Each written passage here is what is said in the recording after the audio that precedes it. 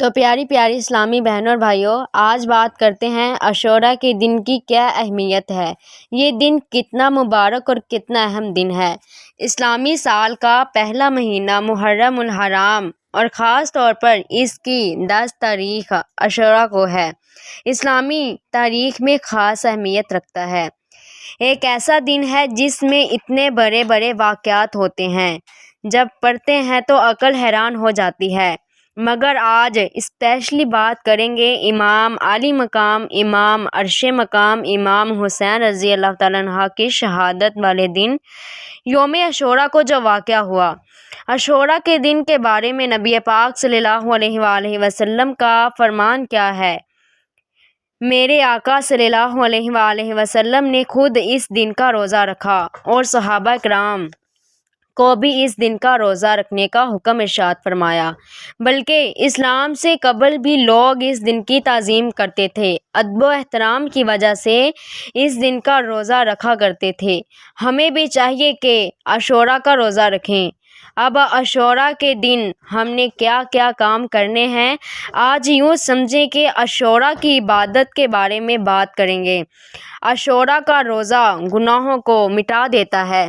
ہاں، نبی پاک صلی اللہ علیہ وآلہ وسلم کا فرمان عالی شان ہے، اور یہ مسلم شریف کی حدیث ہے کہ مجھے اللہ پاک کے کرم سے امید ہے کہ عاشوراء کا روزہ 1 سال قبل کے گناہوں کو مٹا دیتا ہے۔ سبحان اللہ۔ اسی طرح میرے آقا صلی اللہ علیہ وآلہ وسلم کا فرمان ہے کہ جو 10 محرم کو اپنے بچوں کی خرچ میں فراخی کرے، یعنی ان کے لیے اچھا کھانا پکائے اور ان کے لیے خرچ زیادہ کرے، تو اللہ پاک سارا سال اس کا فراخی کرے گا۔ ناظرین، اب آئیے عاشوراء کے دن ہم اور کیا کیا نیکیاں کر سکتے ہیں، تو میں خاص 12 نیکیاں بتاتی ہوں جو آپ نے اس بار نیت کر لیں عاشوراء کے دن کرنی ہے۔ نمبر 1، روزہ رکھنا، صدقہ کرنا، نفلی نماز پڑھنا، 1000 مرتبہ قل ھو اللہ شریف پڑھنا، پھر علماء کرام کی زیارت کرنا، یتیم کے سر پر ہاتھ پھیرنا، اپنے اہل و عیال کی رزق میں وسعت کرنا، غسل کرنا، سرما لگانا، ناخن کاٹنا، مریضوں کی بیمار پرسی کرنا، دشمنوں سے ملاپ یعنی صلح صفائی کرنا۔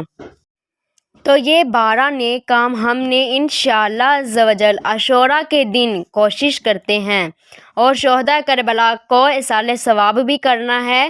وہ کس طرح ہوگا؟ عاشوراء کے دن نواسۂ رسول امام عالی مقام امام عرش مقام امام حسین رضی اللہ تعالیٰ عنہ نے اپنے رفقا کے ہمراہ جو گلشن املام کی تیاری کے لیے اپنی جانوں کی قربانی کی، ہمیں اس دن شہداء کربلا کی ایصال ثواب کے لیے قرآن خوانی، ذکر و اذکار اور نذر و نیاز کا بھی اہتمام کرنا ہے۔